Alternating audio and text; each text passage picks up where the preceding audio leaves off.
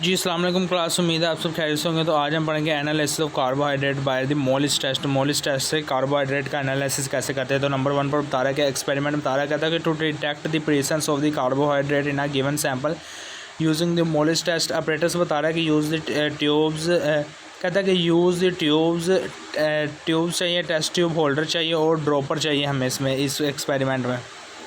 So next आपको definition नज़र आ रही है मोलिस टेस्ट की, जो है वो डेफिनेशन बता रहा है। कहता है कि नंबर 1 पर बता रहा है, कहता है basic chemical test use to identify if a sample contain carbohydrate, यानी कि आइडेंटिफाई करता है कि कार्बोहाइड्रेट जो है वो सैम्पल में कार्बोहाइड्रेट है या नहीं, उसकी मौजूदगी को ये फाइंड करता है।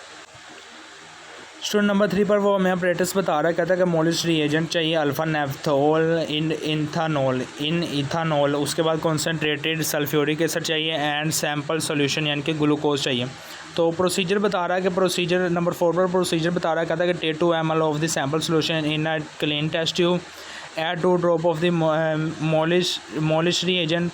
नंबर 3 पॉइंट वो बता रहा है कि mix the content thoroughly by the shaking. और उसके बाद वो बता रहा है कि स्टूडेंट उसके बाद वो बता रहा है कि mix the content thoroughly by the shaking. उसके बाद नेक्स्ट लाइन पर बता रहा है कि incline the test tube carefully. Next line पर वो बता रहा है कि slowly add 1 ml of the conc H2SO4 along the side of the tube. Next line पर कहता है कि do not shake the tube after the adding the acid. उसके बाद नंबर 5 लाइन पर वो बता रहा है कि ऑब्जर्व द जंक्शन होता है, जोड़ जो उसमें आ जाता है, उसमें जोड़ है जो जहाँ पर दो पार्टिकल मिलते हैं। कहता है junction of the two liquid layer. Next line कहता है कि रेडिश वोलेटाइल और purple ring will be appear. कहता है कि दिस रिंग इंडिकेट बताती है positive result for the carbohydrate.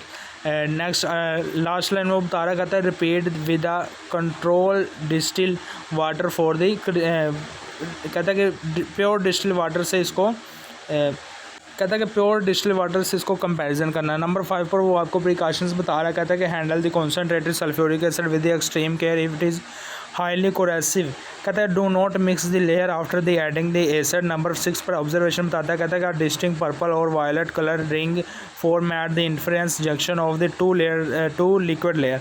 Result बता रहा है नंबर 7 पर रिजल्ट बता रहा है, कहता है कि the formation of the purple ring confirm that the given sample contain carbohydrate. तो ये आपके पास फार्मूला नज़र आ रहा है। तो कहता है कि carbohydrate plus H2SO4 plus converted furfural. तो नेक्स्ट बता रहा है furfural plus alpha naphthol converted by purple complex. Next वो नंबर 9 पर फार्मूला बता रहा है कि कौन सा होगा। तो कहता है फार्मूला और मैथमेटिकली इसको सोल्व कर रहा है। तो कहता है कि the test is quantitative meaning it is the measure the presence not exact quantity. कहता है कि सिर्फ मौजूदगी को बताता है कि रियल क्वांटिटी उसकी नहीं बताता। However it is the calculating the concentration C of the stock solution where mass is equal. कह रहा है कि फ़र्ज़ करें कि 5 ग्राम हमारे पास मैस है और वॉल्यूम जो है वो हमारे पास 100 ml। तो कहता है हमारे पास formula C is equal to M/V।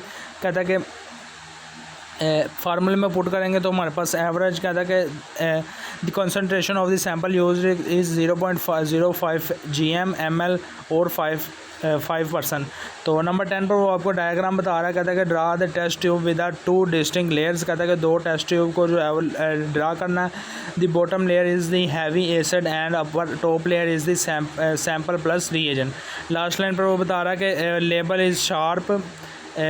Is sharp purple violet ring exactly at the center where the two liquid meet. कहता है कि जहाँ पर 2 लिक्विड मिलते हैं वहाँ पर एक रिंग बन जाएंगी, पर्पल वायलेट रिंग बन जाएंगी। ये बताती है कि हमारे सैंपल में जो है वो कार्बोहाइड्रेट मौजूद है।